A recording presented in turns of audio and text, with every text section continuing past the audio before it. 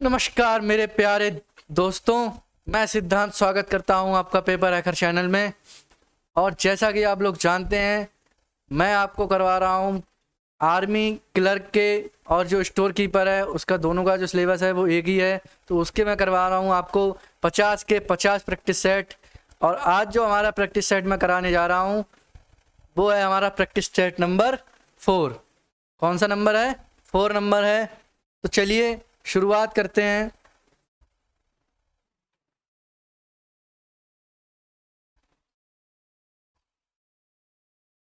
ये है हमारा प्रैक्टिस सेट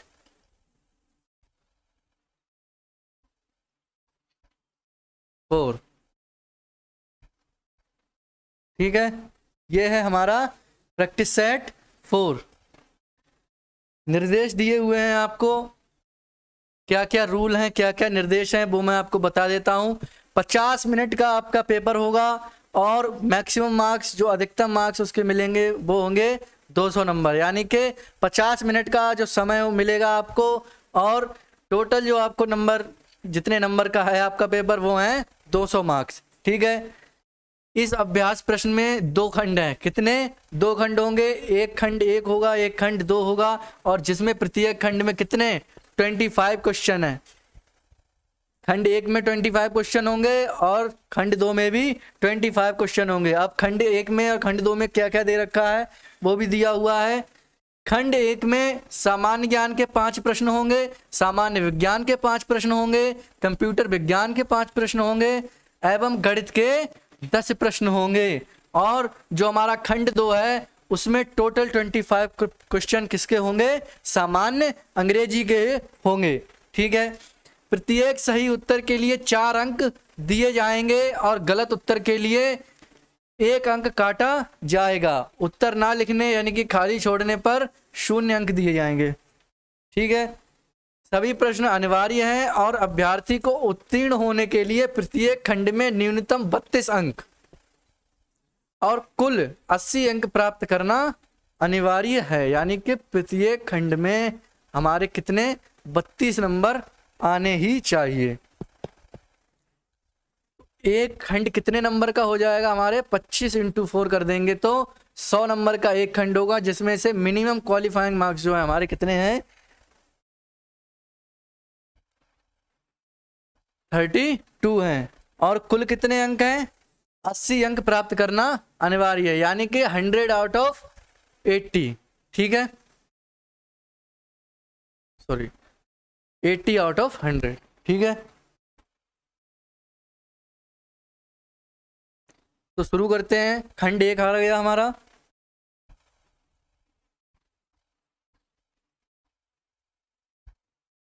तो पहला जो क्वेश्चन है वो है हमारा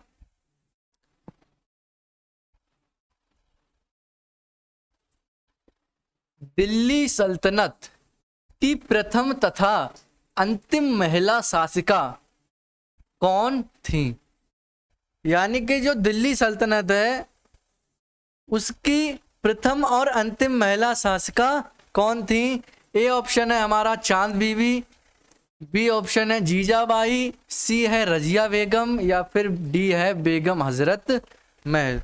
चलिए बताइए जरा।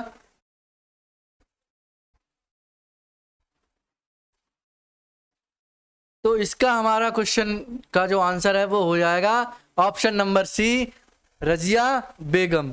कितने समय तक थी ये? 1236 एडी से लेकर 1240 एडी तक। ठीक है, एडी ईस्वी होता है। और ये कौन सा वंश था? ये था हमारा गुलाम वंश। कौन सा था? गुलाम वंश। ठीक है, इसकी स्थापना किसने करी? इसकी स्थापना करी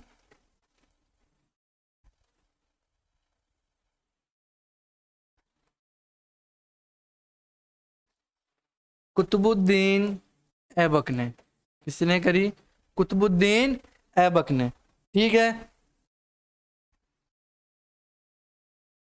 नेक्स्ट क्वेश्चन है हमारा संसद के दोनों सदनों के सदस्य रहे बिना कोई व्यक्ति कब तक मंत्री के रूप में बना रह सकता है। यानी कि क्वेश्चन है कि संसद के दोनों सदनों के सदस्य रहे बिना कोई व्यक्ति कब तक मंत्री के रूप में बना रह सकता है। ए ऑप्शन है हमारा 1 माह, बी है 3 माह, सी है 6 माह या फिर डी है 9 माह। बताइए जरा।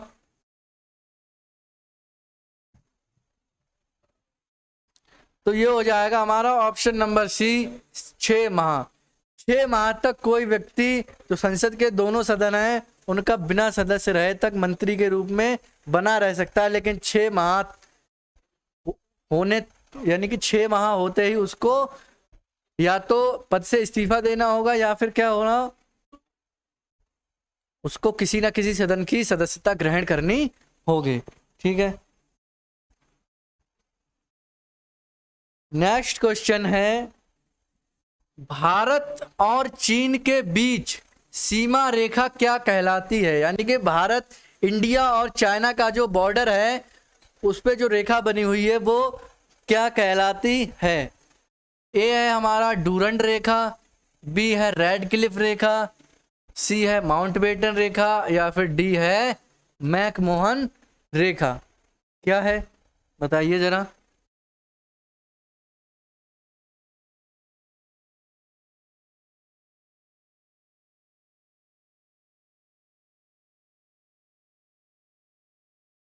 तो इसका हमारा हो जाएगा ऑप्शन नंबर डी मैकमोहन रेखा, जो किनके नाम पर पड़ी, हेनरी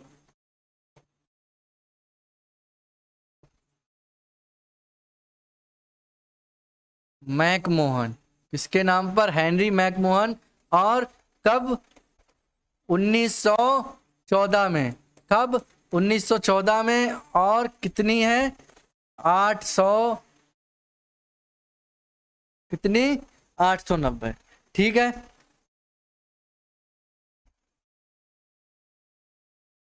नेक्स्ट है हमारा माई कंट्री माई लाइफ पुस्तक के लेखक कौन हैं।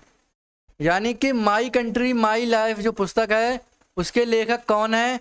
ए है हमारा ममता बनर्जी, बी है लाल कृष्ण आडवाणी, सी है एंडी मैरिनो या फिर डी है राघव बहल। चलिए बताइए जरा।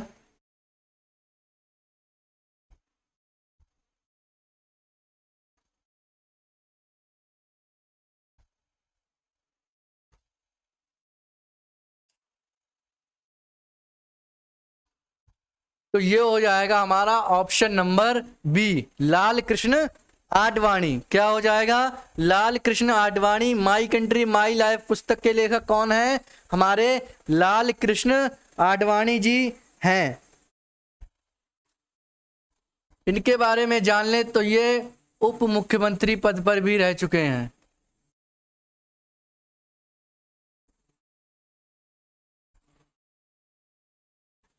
उप प्रधानमंत्री, किसके, उप प्रधानमंत्री। कब से कब तक, 2002 से 2004 तक। ठीक है,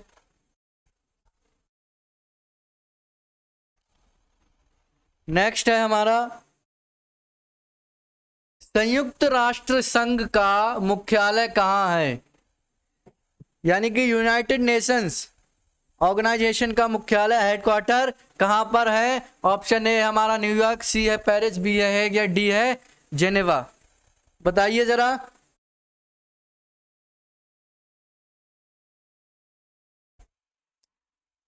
तो ये है हमारा ऑप्शन नंबर ए न्यूयॉर्क। कहां पे है, न्यूयॉर्क, यूनाइटेड नेशंस। इसके बारे में जाने तो इसकी स्थापना कब हुई। इसकी स्थापना हुई थी 24 अक्टूबर 1945 को। कब हुई, इसमें अभी कितने देश हैं सदस्य करंट में, 193 देश सदस्य हैं। और अभी जो लेटेस्ट सदस्य बना है देश, उस देश का नाम है, नया सदस्य जो इस समय है बना है वो है हमारा दक्षिणी सूडान। कौन सा है, दक्षिणी सूडान। ठीक है,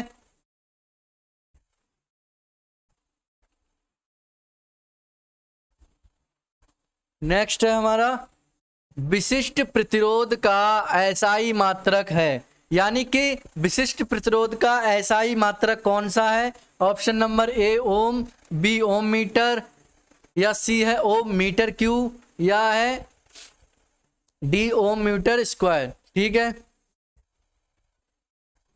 चलिए बताइए जरा।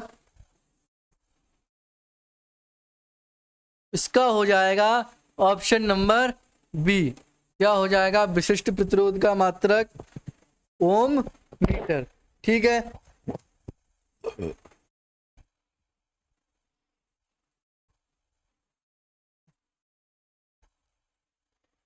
नेक्स्ट है निम्नलिखित में से कौन सी धातु तरल अवस्था में पाई जाती है?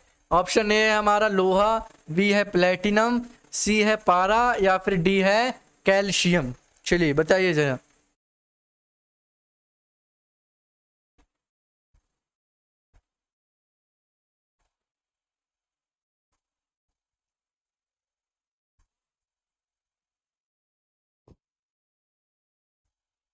तो ये हो जाएगा हमारा ऑप्शन नंबर सी, पारा, एच जी। ये जो धातु है वो है तो धातु मुख्यतः कौन से रूप में पाई जाती है? ठोस अवस्था में, लेकिन ये एक ऐसी धातु है जो तरल अवस्था में पाई जाती है। कौन सी? पारा। ठीक है,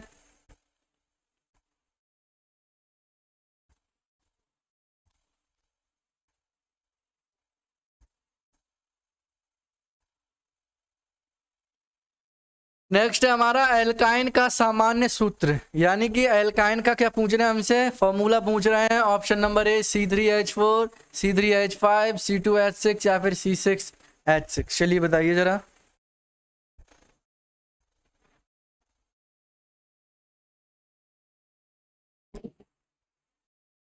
ये हो जाएगा हमारा ऑप्शन नंबर ए C3H4। क्या है एल्काइन का फॉर्मूला? C3H4।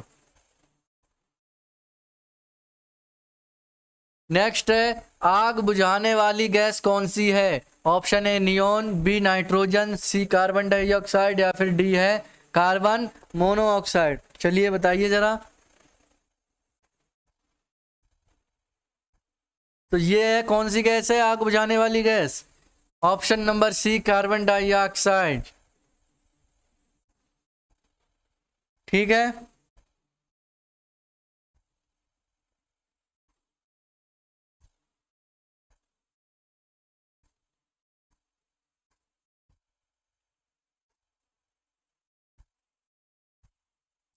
नेक्स्ट क्वेश्चन है पादप कोशिका की भित्ति किसकी बनी होती है?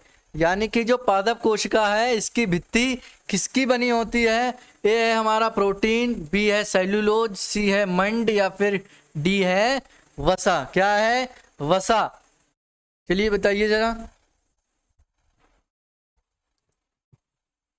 तो ये हो जाएगी हमारे ऑप्शन नंबर बी सेल्यूलोज। क्या है? सेल्यूलोज किसकी बनी होती है? कोशिका भित्ति सेल्यूलोज की बनी होती है।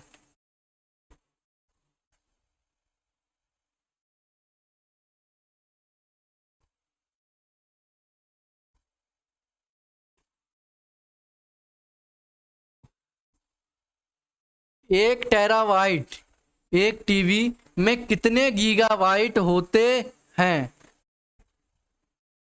तो कितने होते हैं? ऑप्शन ए 1000, बी 1024, सी 780, या फिर डी 10,000। बताइए जरा। ये होते हैं हमारे 1024। कितने? थोड़ा सा और नॉलेज जानते हैं इसके बारे में। अगर मैं लिखूं 1 MB, तो 1 MB में कितने होते हैं? 1024 KB। कितने? 1024 KB। ठीक है, अगर मैं लिखूं 1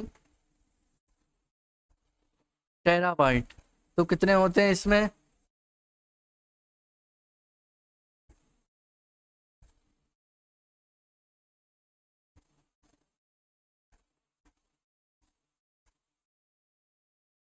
वन GB। अगर मैं लिखूं 1 GB गीगाबाइट, तो कितने होते हैं इसमें? 1024 MB। 1 GB में कितने होते हैं? 1024 MB। और अब मैं लिखूंगा 1 TB, तो इसमें कितने होते हैं? 1024 GB। ठीक है, ठीक है भैया, ओके। नेक्स्ट जो क्वेश्चन है हमारा वो है कि सीपीयू का वह कौन सा भाग है जो अन्य सभी कंप्यूटर कंपोनेंट्स को की गतिविधियों को कोऑर्डिनेट करता है, जोड़े रखता है? ए है हमारा मदरबोर्ड, बी है coordination board, C control unit, या डी है अर्थमेटिक लॉजिक यूनिट? बताइए जरा।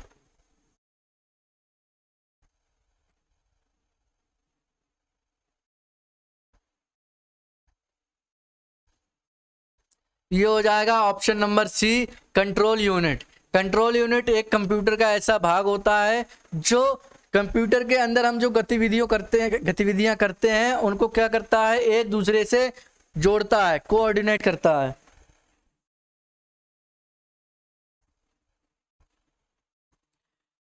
इंटीग्रेटेड सर्किट चिप का विकास किसने किया? यानी कि इंटीग्रेटेड जो सर्किट चिप है उसका विकास किसने किया था?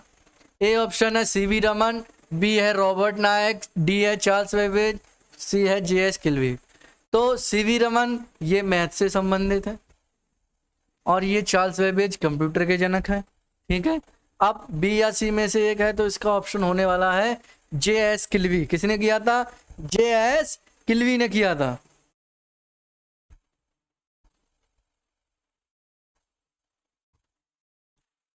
बिजली बंद कर दिए जाने के बाद जो स्टोरेज अपना डाटा रखती है उसे क्या कहते हैं? ऑप्शन ए है वॉलेटाइल स्टोरेज, बी है हमारा सिक्वेंशियल स्टोरेज, सी है नॉन वॉलेटाइल स्टोरेज, या डी है डायरेक्ट स्टोरेज? बताइए जरा।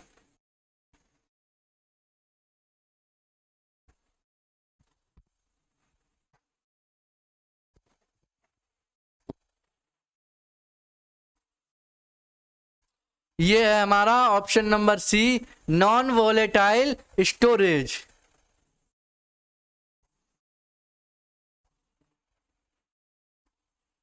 नेक्स्ट क्वेश्चन है हमारा, यूजर एप्लीकेशन सॉफ्टवेयर हार्डवेयर को कनेक्ट करते हुए इंटरफेस के रूप में फंक्शन करते हुए किस प्रकार का सॉफ्टवेयर कंप्यूटर प्रोसेस को मैनेज करता है? ऑप्शन ए है हमारा ट्रांसलेटर, बी है सिस्टम सॉफ्टवेयर, सी है यूटिलिटी प्रोग्राम, या डी है ऑपरेटिंग सिस्टम? चलिए बताइए जरा।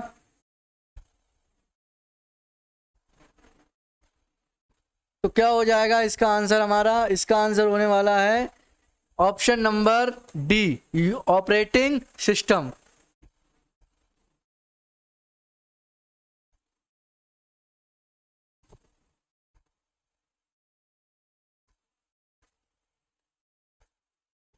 नेक्स्ट क्वेश्चन है, इस वर्गमूल का कितना मान होगा?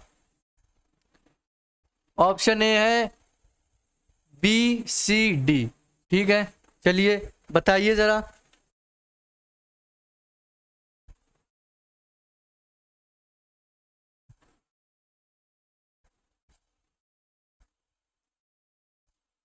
चलिए, हमें दे रखा है 0.0144। ठीक है, चलिए ये यहां से हटाया तो 1 लिख लेंगे नीचे, और आगे कितनी संख्याएं हैं? 4, तो 4 0 लगा लिए। अब ये कितना आ गया हमारा? अंडर रूट में 144 अपॉन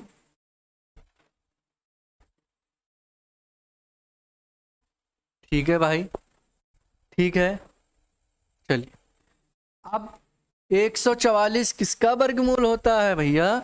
ये होता है हमारा 12 का, और इसको करेंगे तो ये 1 0 और ये 1 0, कितना हो गया 12/100 और 2 0 हैं तो 2 अंक पहले पीछे से क्या लग जाएगा, दशमलव लग जाएगा। तो कौन सा वाला ऑप्शन सही होने वाला है हमारा, ऑप्शन नंबर ए। कौन सा सही होने वाला है, ऑप्शन नंबर ए। चलिए नेक्स्ट क्वेश्चन है हमारा, वह छोटी से छोटी संख्या ज्ञात कीजिए जिसे क्रमशः 24, 32 व 36 से विभाजित करने पर प्राप्त शेषफल 19, 27 व 31 है। ठीक है, तो सबसे पहले संख्याएं लिख लेंगे। संख्याएं दे रखी हमें 24, 32 और 36। ठीक है, अब क्या बोल रहे हैं कि प्राप्त शेषफल क्रमशः कितना होगा, 24 में कितना बचेगा, 19 बचेगा। कितना बचेगा, 19। और 24 से करेंगे तो कितना बचेगा, 19 बचेगा। और 32 से करेंगे तो 27 बचेगा। और 36 से करेंगे तो कितना बचेगा, 31 बचेगा। जब शेषफल की बात आती है तो हमें घटाना होता है। क्या होता है, घटाना होता है। ये यहाँ पर बचा 5, यहाँ पर भी 5 बचेगा और यहाँ पर भी 5 बचेगा, यानी कि शेषफल हमारा कैसा आ रहा है, समान आ रहा है। तो अब हम क्या निकालेंगे, अब हम निकालेंगे लासा। क्या निकालेंगे, लासा। चलिए संख्याएं दे रखी हैं 24, 32 और 36, यही दे रखी है ना। चलिए लासा निकालिए। 2 से काटा तो ये हो गया 12, ये हो गया 16 और ये हो गया 18। फिर से 2 से काटा तो ये हो गया 6, ये हो गया 8 और ये हो गया 9। चलिए भाई फिर से इससे 2 से काटा तो 2 3 6 और 2 चौका 8 और 9, ऐसा ही रहेगा। अब भी जाएगा ये 3 से, ये एक बार में गया, ये 4 और ये 9। चलिए लासा आ गया, गुणा कर लेते हैं। 2 गुणा 2 गुणा 2 गुणा 3 गुणा 4, यहाँ पर 3 होगा और गुणा 3। ठीक है, गुणा कर लेते हैं। कितना आएगा,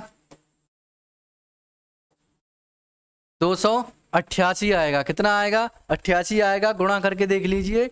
ठीक है, अब क्या होगा, ये जो हमारा शेषफल था, क्या था, शेषफल था, ये बचा हुआ है। अगर हम इसको घटा देंगे, यानी कितना निकल के आया हमारा, 5 निकल के आया जो शेषफल था, उसको घटा देंगे तो ये आ जाएगा हमारा 283।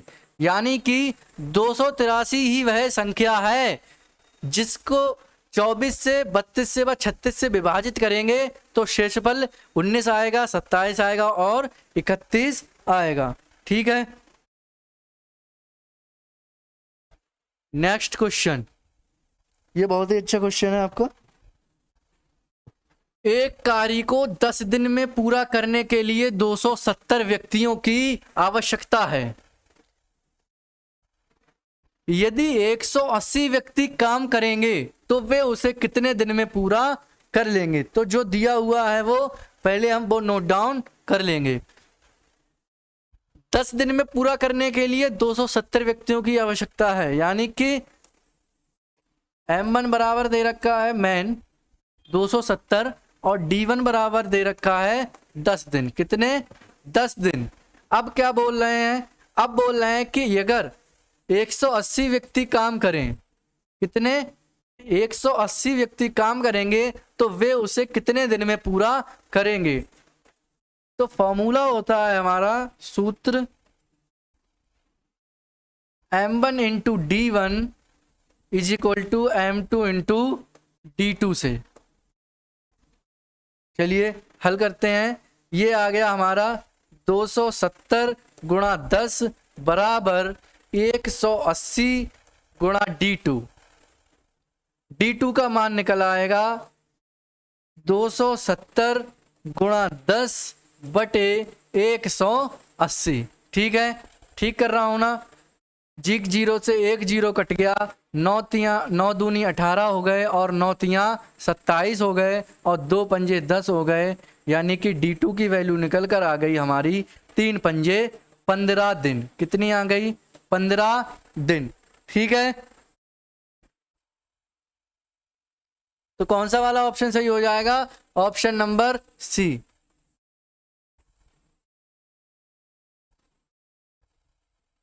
चलिए भाई, नेक्स्ट क्वेश्चन है, एक गाड़ी 36 किलोमीटर प्रति घंटा की गति से चलती है, 3 मिनट में वह कितने मीटर चलेगी? तो पहले जो हमें दे रखा है वो हम ज्ञात कर लेंगे। अब मीटर किस में दे रखा है? हम जो दूरी पूछ रहे हैं वो कितने में पूछ रहे हैं? हमारी किस में? मीटर में पूछ रहे हैं। और हमें चाल किस में दे रखी भैया? चाल तो किलोमीटर प्रति घंटा में दे रखी है।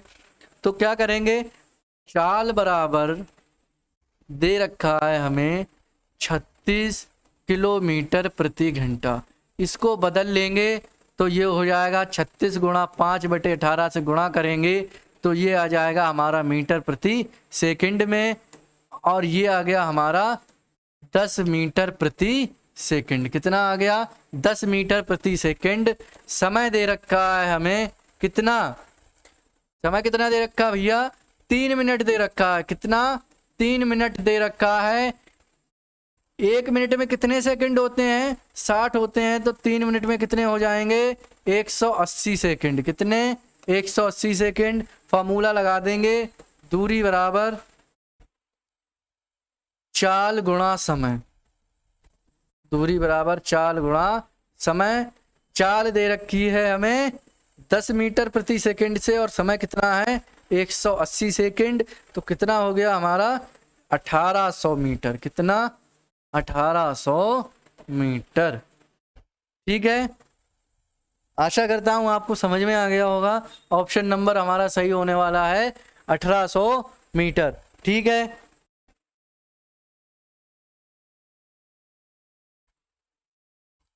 नेक्स्ट क्वेश्चन है हमारा, x square plus x minus 20 के गुणनखंड ज्ञात कीजिए।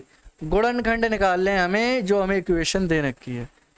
तो सबसे पहले हम देखेंगे अचर संख्या क्या है। अचर संख्या भैया हमारी 20। क्या है? 20।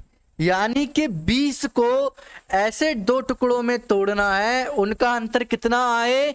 इतना आए, यानी कि 1। कितना आए? 1 आए। यहां पर x की इक्वेशन में कुछ नहीं है तो इसका मतलब क्या है? 1 है। 1 की इंटू एक्स करेंगे तो x ही आएगा। तो 20 को ऐसे टुकड़ों में तोड़ना है कि आंसर कितना आएगा? 1 आएगा। कितना आएगा? 1 आएगा। तो कितना? 5 चौका 20, 5 में से 4 जाएगा, 1 बचेगा।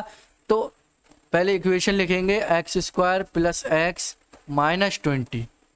ठीक है, एक्स स्क्वायर ऐसा ही रहेगा। इसको हम x को क्या ये लिख सकते हैं कि प्लस 5x माइनस 4x और माइनस का 20। भैया हम x को ऐसे लिख सकते हैं क्या? 5x माइनस 4x, 5 में से 4x, 5x में से 4x जाएगा। कितना बचेगा? 1x बचेगा। अब आ जाते हैं फिर से सवाल पर, एक्स स्क्वायर। अब क्या करेंगे? ये हमारी इक्वेशन बन गई ओरिजिनल वाली। अब इसमें से इन दोनों को अलग कर लेंगे, इसमें से x कॉमन ले लेंगे तो ये बचेगा हमारा x प्लस 5। कितना बचेगा? यहाँ एक्स स्क्वायर था, x कॉमन ले लिया तो 1x अंदर बच गया, यहाँ x बाहर आ गया यहाँ पे, तो इसके साथ क्या बचा? 5 बचा। अब माइनस का 4 कॉमन ले लिया तो ये तो भैया x ऐसा ही रहा। अब ये माइनस माइनस किसका हो गया? प्लस का 5 हो गया। किसका हो गया? प्लस का 5। तो ये आ गया हमारा equation x plus 5 into x minus 4। ठीक है, आ गया।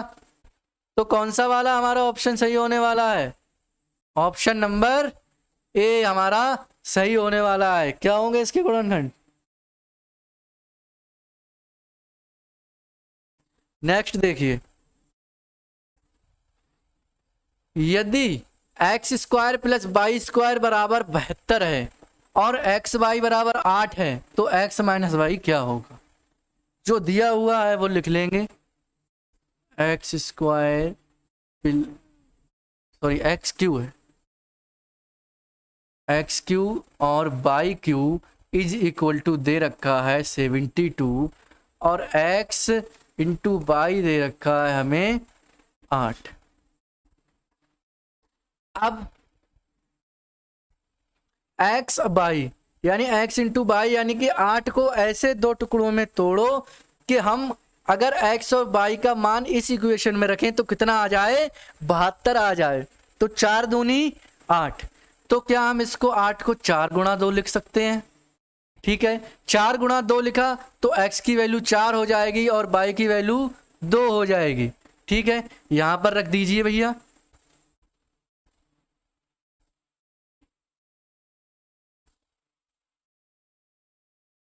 तो ये हो गया हमारा x cube plus y cube बराबर 4 का क्यू प्लस 2 का क्यू। चलिए बताइए जरा, 4 का क्यूब कितना होता है, 4 चौक 16, 16 चौका 64, प्लस 2 का क्यूब कितना होता है, 2 दूनी 4 और 4 दूनी 8। इसको जोड़ा तो आया 72। कितना आया, 72। और x cube plus y cube का मान भी कितना दे रखा है, 72 दे रखा है। तो क्या ये हमारा सही है?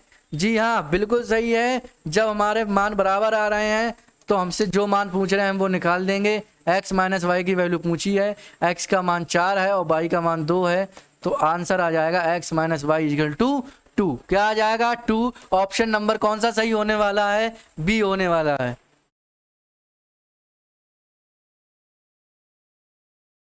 नेक्स्ट क्वेश्चन है हमारा 7 5 2 6 का समांतर माध्य क्या होगा।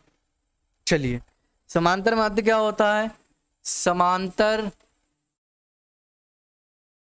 माध्य बराबर होता है पदों का योग बटे पदों की संख्या। कर लो भैया, पदों का योग इसको बोलते हैं, इसको बोलते हैं n।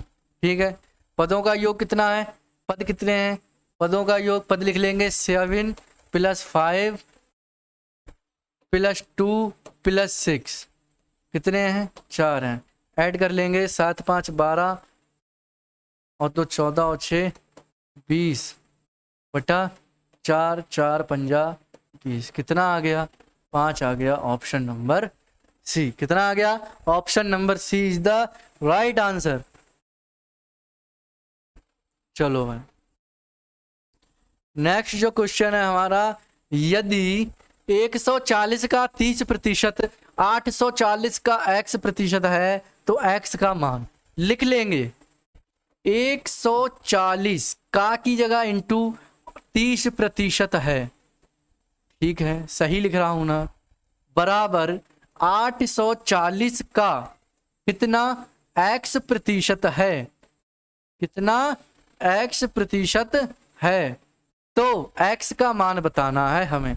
100 से 100 चला जाएगा, इस 1 0 से 1 0 कट जाएगा, 14 छंगा 84 होते हैं और 6 पंजा 30 होते हैं, तो x की वैल्यू आ जाएगी हमारी निकलकर 5। कितनी आ गई, 5 आ जाएगी। ठीक है, चलिए, कंप्यूटर का मूल्य 25,000 से घटकर 24,875 रुपए रह जाता है और मूल्य में प्रतिशत कमी। तो जो दे रखा है पहले हमें उसी को नोट डाउन करता है, स्टेप बाय स्टेप चलेंगे तब क्वेश्चन होगा। तो प्रारंभिक मूल्य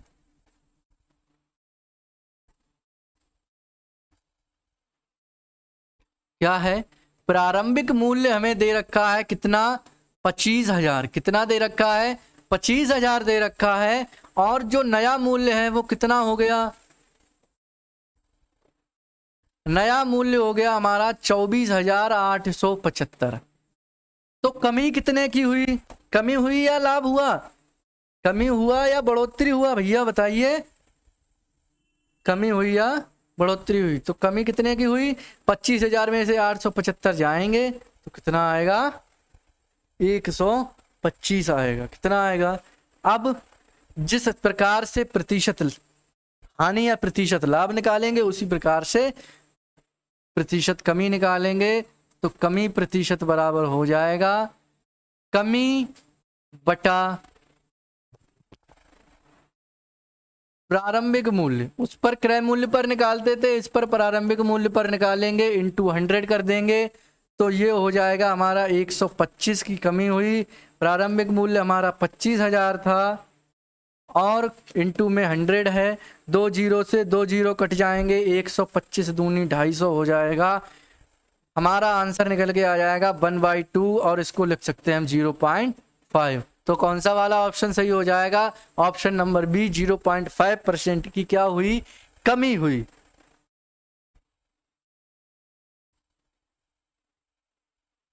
नेक्स्ट क्वेश्चन है हमारा कि 4,000 का 5% चक्रवृद्धि ब्याज की दर से मिश्र धन अगर इतना दिया हो तो समय क्या होगा?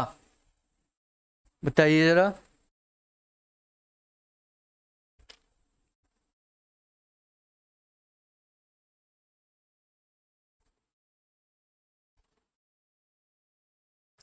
तो जो दे रखा है सबसे पहले उसको नोट डाउन कर लेंगे। दे रखा है हमें मूलधन, क्या दे रखा है? कितना? 4,000, इतना ही दे रखा है। मिश्र धन भी दे रखा है क्या? मिश्र धन दे रखा है हमें कितना? 4410। कितना दे रखा है भैया? 4410। दर कितनी दे रखी है? 5%। क्या पूछ रहे हैं? समय पूछ रहे हैं। क्या पूछ रहे हैं? समय पूछ रहे हैं। चलिए टी बराबर निकालना। तो एक सूत्र होता है, क्या होता है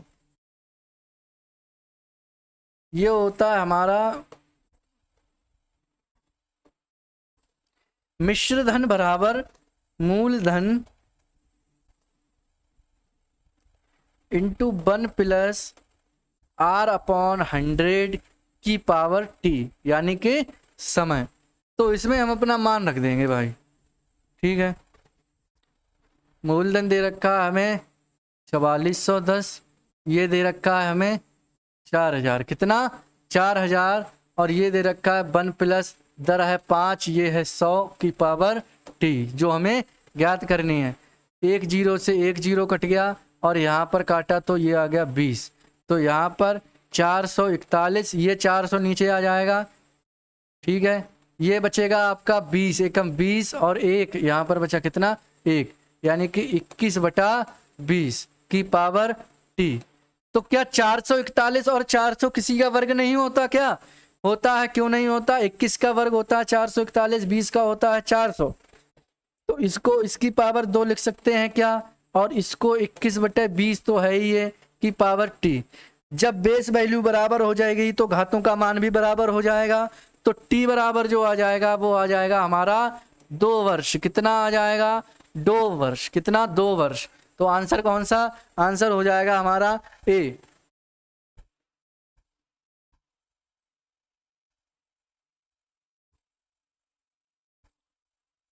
अब नेक्स्ट जो हमारा सेक्शन है वो किसका है?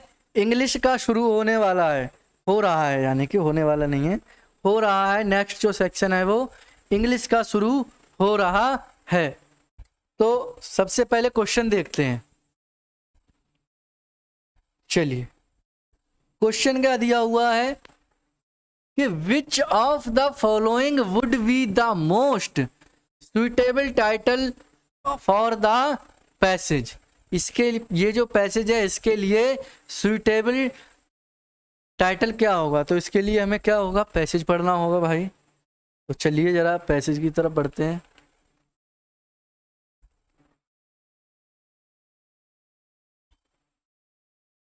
पैसेज है,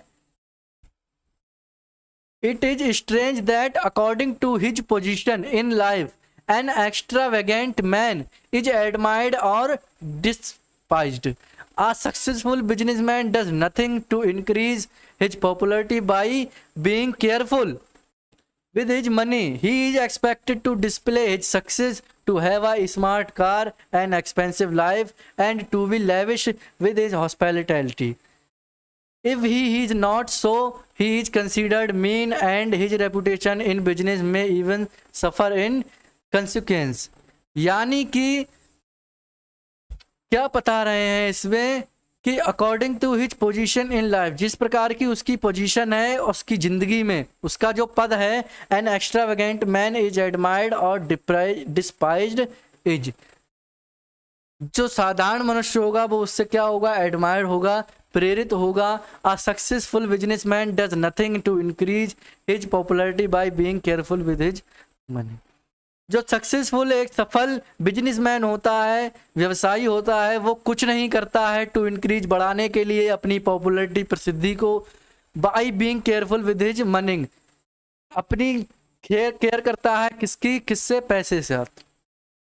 ही is expected to display his success, उसको ये जताना जरूरी होता है अपनी सफलता के बारे में, to have a smart car, एक स्मार्ट कार लेने के लिए, एक महंगी जिंदगी जीने के लिए, और एक बहुत ही अच्छी हॉस्पिटैलिटी लेने के लिए। If he is not so he considered mean, अगर वह ऐसा नहीं करता है तो उसको कंजूस कहा जाता है, और उसकी जो रेपुटेशन होती है वो कैसी, सफर करने लगती है, कम होने लगती है। The paradox remains that if he had not been careful with his money in the first place he would never have achieved his present wealth, कि अगर उसने अपने पैसे के साथ सही स्थान नहीं प्राप्त कर पाया है तो वह कभी भी प्रेजेंट वेल्थ को अचीव्ड नहीं कर सकता।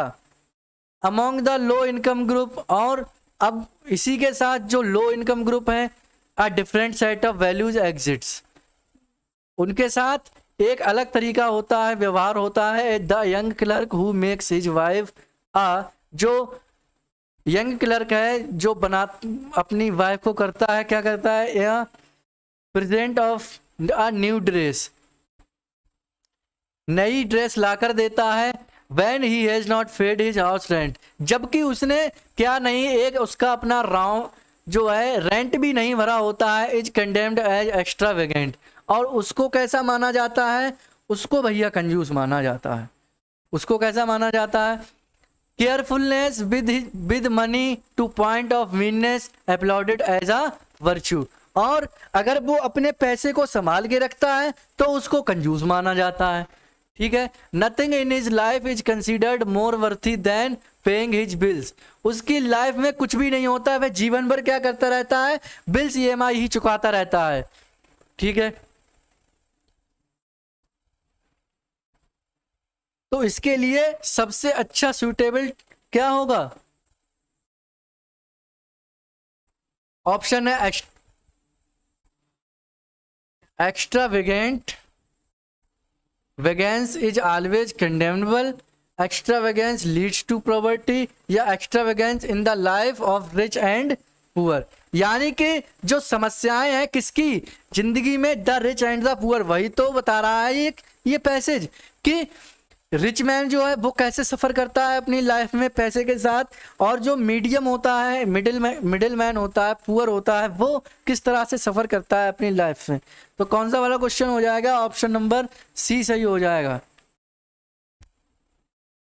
नेक्स्ट क्वेश्चन है, in the opinion of the writer a successful businessman, एक सक्सेसफुल बिजनेसमैन कैसा होता है, should not bother about popularity, चिंता नहीं करता पॉपुलरिटी के बारे में, is expected to have expensive tastes, या is more popular if he appears to be doing nothing, must be extravagant before achieving success. क्या हो जाएगा इसका, अभी बताया है, क्या पढ़ा था, is expected to have expensive tastes. भैया अगर वो सक्सेसफुल बिजनेसमैन है तो उसको इस समाज को ये जताना पड़ेगा महंगे महंगे तौर तरीकों से कि मैं कितना सक्सेसफुल हूं, वरना लोग क्या कहेंगे, उसको भी क्या कहेंगे, उसको भी कहेंगे भैया ये तो बड़ा कंजूस है, बड़े पैसे बचाता है। और यही गरीब के साथ भी होगा, वो बचाएगा तो कहेंगे अरे बताओ बड़ा गरीब है। नेक्स्ट क्वेश्चन है हमारा, it seems that low paid people should, ऐसा देखा जाता है कि जो लो पेड जिनकी इनकम कम होती है, people should feel guilty if they over spend, guilty feel करते हैं अगर वो ज्यादा खर्च कर देते हैं। Borrow money to meet their essential needs, not keep their creditors waiting, या not pay their bills promptly. तो भैया पैसेज पढ़ के देखते हैं क्या दिक्कत है। ठीक है,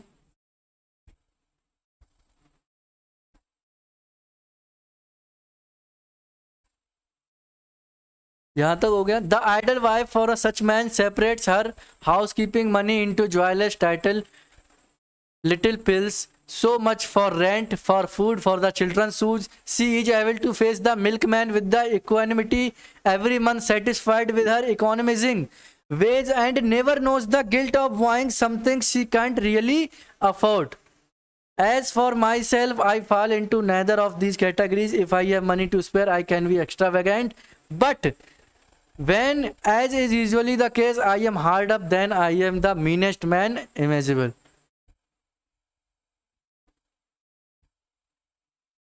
तो क्या हो जाएगा इसका? इसका हो जाएगा feel guilty if they over spend.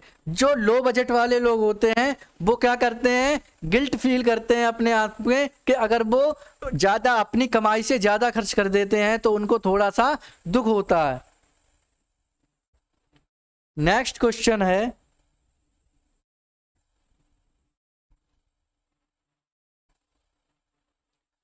how does the housewife described by the writer feel when she saves money? She wishes she could sometimes be extravagant, या फिर she is still troubled by a sense of guilt, wishes life were less burdensome, या फिर is content to be thrifty।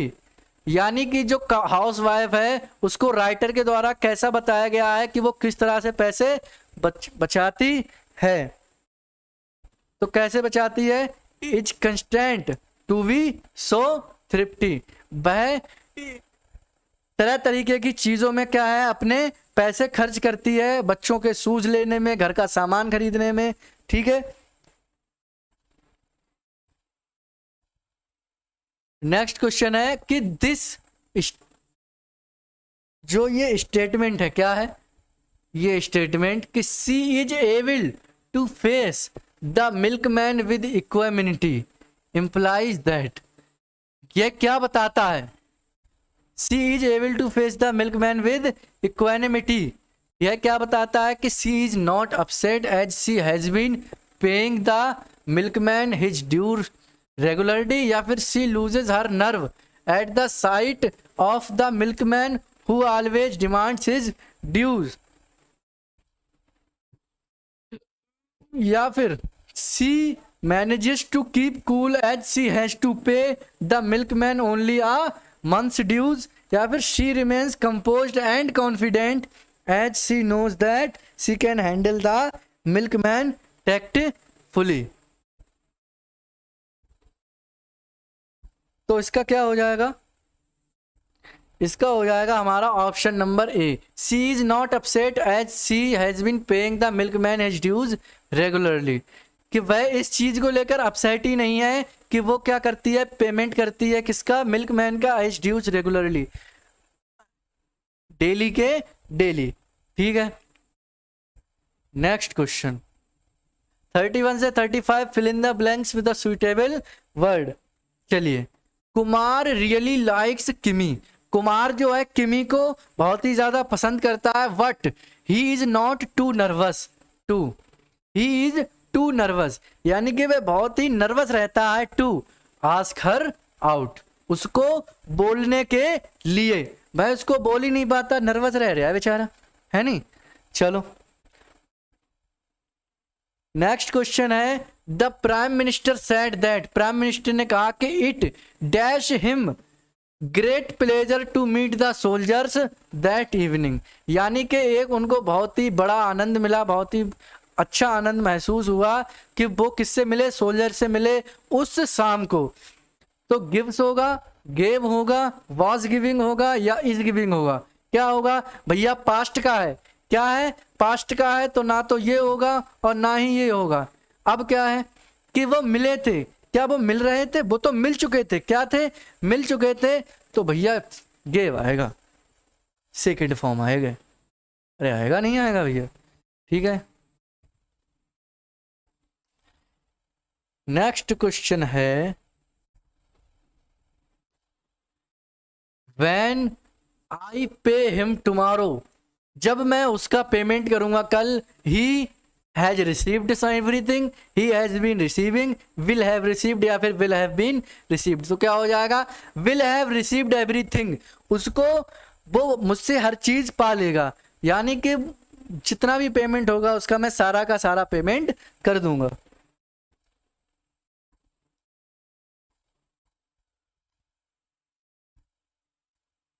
Next question है हमारा,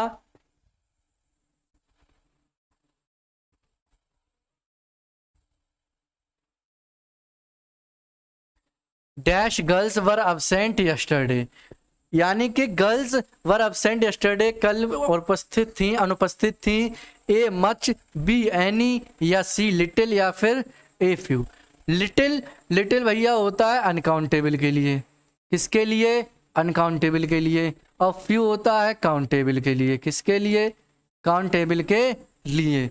any negative sense में करते हैं तो नेगेटिव तो है नहीं, और मच क्वांटिटी के लिए करते हैं, किसके लिए, क्वांटिटी के लिए। तो ना तो ये होगा, ना ही ये होगा, और ना ही ये होगा, तो कौन सा आ जाएगा हमारा, आ फ्यू। क्या आ जाएगा, आ फ्यू गर्ल्स, यानी कि बहुत ही कम छात्राएं कल अब्सेंट थी।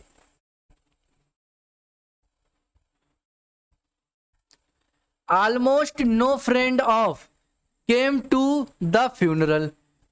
फ्यूनरल क्या होता है, मृत्यु शोक जो होता है उसको हम फ्यूनरल बोलते हैं। तो almost no friend of theirs, यानी कि उनके कोई भी ऐसा मित्र नहीं था जो फ्यूनरल पर आया हो। तो ऑप्शन नंबर सी हमारा सही होने वाला है।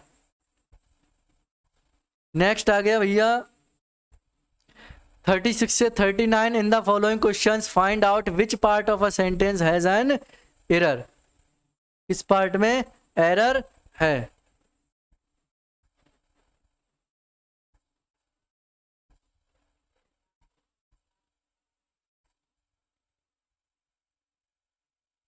चलिए, second hand furnitures were put to auction, यानी कि सेकेंड हैंड जो फर्नीचर है वो नीलामी के लिए डाल दिया गया। बताइए कौन से वाले पार्ट में इसमें एरर है।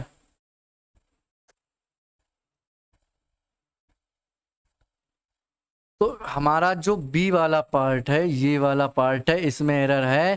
फर्नीचर्स नहीं होता है, फर्नीचर होगा। क्या होगा, फर्नीचर होगा, क्योंकि ये सिंगुलर भी होता है और प्लूरल भी होता है। सिंगुलर और प्लूरल में कैसा रहता है, ये एक जैसा रहता है। ठीक है,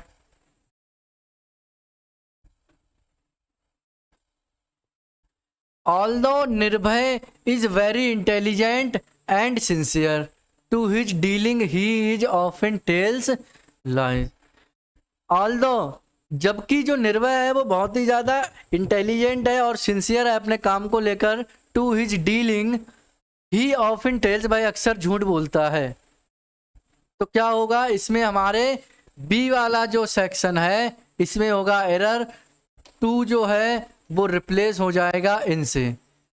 ठीक है, किससे, इनसे, क्योंकि सिंसियर इन हिज डीलिंग, यानी कि वो अपनी डीलिंग, जो भी वो डील करता है उसमें अक्सर वह झूठ बोलता है। तो टू हिज डीलिंग नहीं होगा, क्या होगा, इन हिज डीलिंग। ठीक है,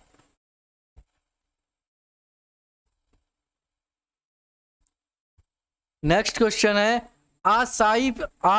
I saw portion of the manuscript on birds. ठीक है, कौन से वाले भैया पोर्शन मतलब पार्ट में होगा एरर, बताइए जरा। तो ये होगा हमारा आई सा आ पोर्शन, मैंने एक पोर्शन देखा। पोर्शन से पहले क्या लगेगा, ए लगेगा, क्योंकि ये क्या है, काउंटेबल है। क्या है, काउंटेबल है। क्या है, काउंटेबल है। ठीक है, next question is I had worked very hard on this project, मैंने इस प्रोजेक्ट पर बहुत ही कठिन परिश्रम किया। And my boss was not satisfied तो बताइए जरा कौन से वाले पार्ट में एरर है।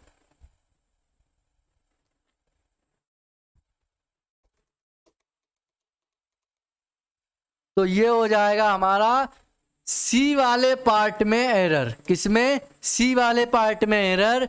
मैंने इस पर बहुत ही कठिन परिश्रम किया। एंड नहीं जुड़ेगा, कंजंक्शन बट जुड़ेगा। क्या जुड़ेगा? बट। मैंने इस प्रोजेक्ट पर बहुत ही कठिन परिश्रम किया, लेकिन मेरा बॉस फिर भी क्या नहीं हुआ? सेटिस्फाइड, संतुष्ट नहीं हुआ। ठीक है, पैसिव आ गया। Select the one which is expresses the same sentence in passive active voice. Sentence है आपका has she worked out all the sums. Options हैं have all the sums worked out by her, has all the sums been worked by her, या फिर है have all the sums have been sums been worked by her, या फिर होगा have all the sums been worked out by हर। बताइए जरा।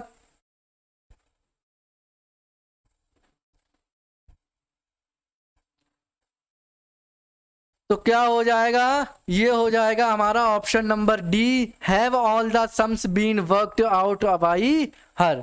ठीक है, नेक्स्ट है सेंड फॉर द डॉक्टर। इसका क्या बनाना है? पैसिव बनाना है। बनाइए जरा।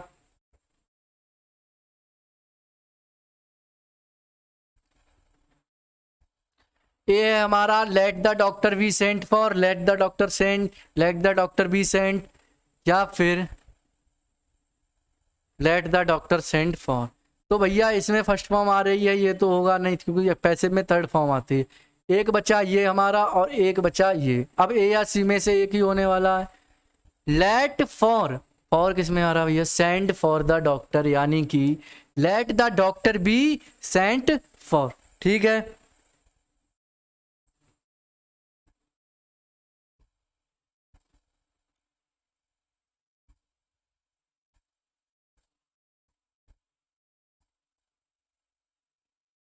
फोर्टी टू 43 बोल रहा है कि डायरेक्ट इनडायरेक्ट में बदलना है। किसमें? डायरेक्ट और इनडायरेक्ट में। चलिए बदलते हैं। John said to me where have you been last night. तुम पिछली रात को कहाँ थे? बताइए जरा। ऑप्शन, चलिए नीचे दिखाई नहीं दे रहा ना, अब ठीक है ना। ऑप्शंस है हमारे John asked me where had I been the previous night, या फिर John asked me where I have been the previous night, John asked me where I am the previous night, या John asked me where I had been the previous night. बताइए जरा।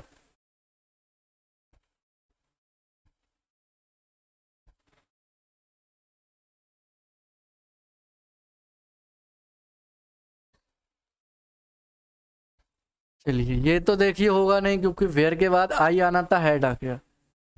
Have been तो होगा नहीं क्योंकि किसमें बना रहा भैया? पास्ट में। ये भी नहीं होगा। कौन सा बचा? डी वाला बच गया। John asked me where I had been the previous night.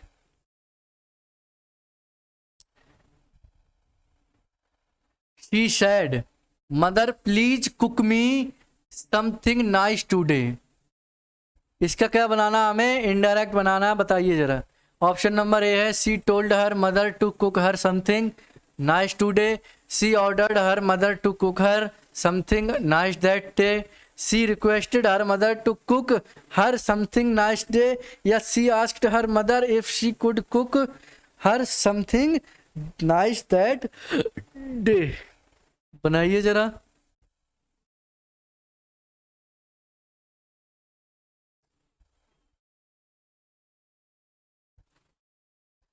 तो क्या हो जाएगा? शी टोल्ड हर मदर,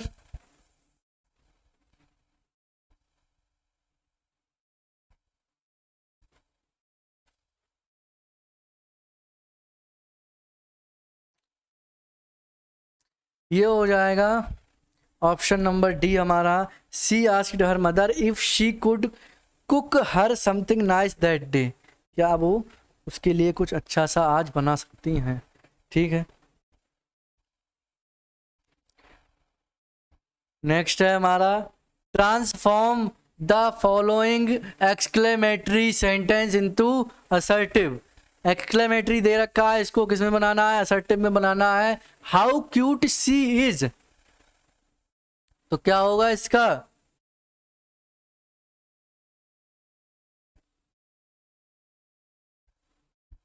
उसका क्या होगा, सी इज क्यूट नहीं, सी इज वेरी क्यूट ये हो सकता है, और सी इज सो क्यूट ये होगा क्या, नहीं होगा, ये तो बिल्कुल भी नहीं होगा। तो कौन सा वाला होगा, option number B, she is very cute.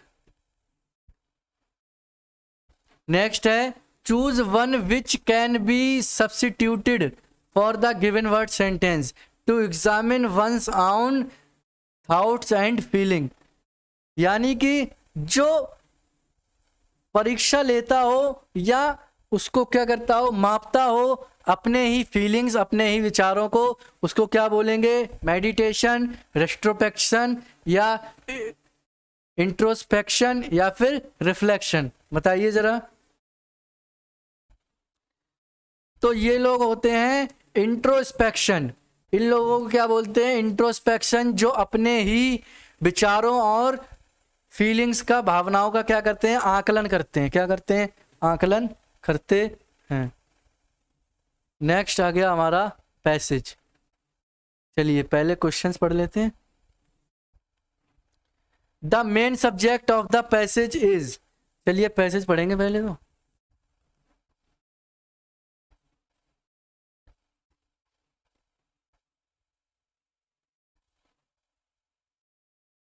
Are the 1980s and 1990s the era of color? According to some people, they are. Now you can buy radios and electric fans in lavender and pink. Restaurants have an emphasis on flowers and colorful plates. Cars are coming out in pink and aqua. यानी कि इस समय जो चल रहा है, उस समय हम रेडियो हैं या इलेक्ट्रॉनिक फैंस हैं, इनको लेवेंडर पिंक में ले सकते हैं। रेस्टोरेंट्स पे फ्लावर्स की खुशबुआं मिल जाती हैं, कलरफुल प्लेट्स मिल जाते हैं, प्लेट्स मिलते हैं। कार्स कमिंग आ रही पिंक कलर में, एक्वा कलर में, ठीक है। Even bathroom fixtures and being made in honey dew and blonde. Part of the importance of the color of an object is that the color effects are way one feels about it, जो उसके बारे में महसूस करता है वहां पर जाकर। If you want a vacuum cleaner to look light and easy, which is why it may be colored in pastels and light colors, but gardening equipment and aesthetic equipment you want to look powerful. You would never find a lawn mower in pink, but red would be fine. तो क्या हो जाएगा इसका, the main subject of the passage is popular colours today, या फिर colour consultants, या the influence of colour, या colours that flatter people. तो क्या हो जाएगा, द इन्फ्लुएंस ऑफ कलर, यानी कि कलरों का जो प्रभाव पड़ रहा है, जो प्रभाव बढ़ रहा है, उसके बारे में इस पैसेज में बताया गया है। According to author which of following is not popular now. चलिए भैया, अकॉर्डिंग टू ऑथर, ऑथर के अनुसार इनमें से कौन सी चीज जो है वो पॉपुलर नहीं है अब। ऑप्शन ए है हमारा कॉपर टोन, बी है कलरफुल कार्स, या सी है पेस्टल्स, या फिर कलरफुल बाथरूम फिक्चर्स। चलिए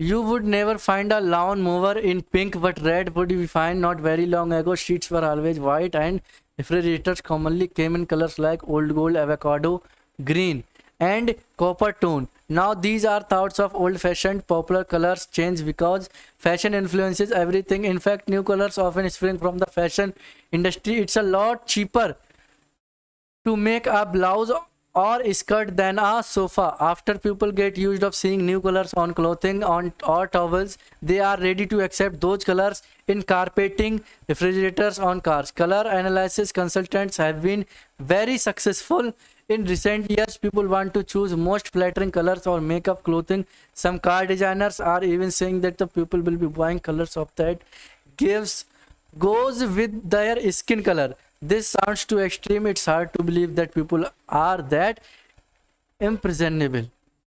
तो क्या हो जाएगा? किसमें नहीं देखना चाहते? कौन सा which of the following is not popular? इनमें से क्या चीज है जो पॉपुलर नहीं है? तो क्या चीज पॉपुलर नहीं है अब?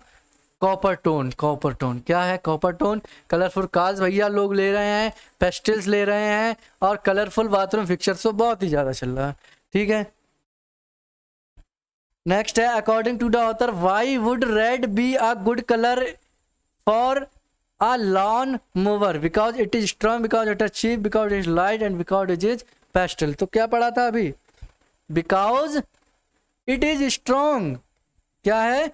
Because it is strong. According to the author how a vacuum cleaner can look light and easy? किस तरह से वो वैक्यूम क्लीनर है वो लाइट और इजी दिख सकता है? Use of light plastic, small in size, use of pastel and light colours, none of the above. क्या होगा? अरे अभी पढ़ा भैया, use of pastel and light colours. क्या पढ़ा? नेक्स्ट क्वेश्चन है चूज द इनकरेक्ट स्टेटमेंट. इनमें से कौन सा जो है एक स्टेटमेंट गलत है? चलिए बताइए जरा.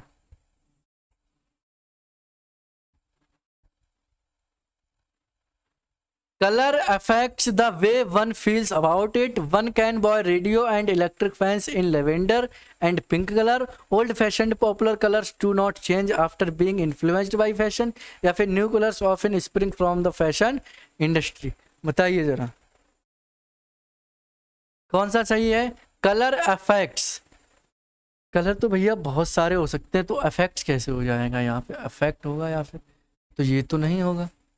One can buy radio and electric fans in lavender and pink color. Radios and electric fans, यहाँ पर भी तो रेडियोज होना चाहिए, तो ये क्या हो गया? ये भी गलत हो गया. Old fashioned popular colours do not, colours भी दे रखा भैया, डू नॉट भी दे रखा है, change after being influenced by fashion. तो कौन सा वाला सही हो जाएगा? ये वाला सही हो जाएगा, और ये वाला भी गलत हो जाएगा. तो 50 के 50 क्वेश्चंस इस प्रैक्टिस सेट के मैं आपको लगवा चुका हूं.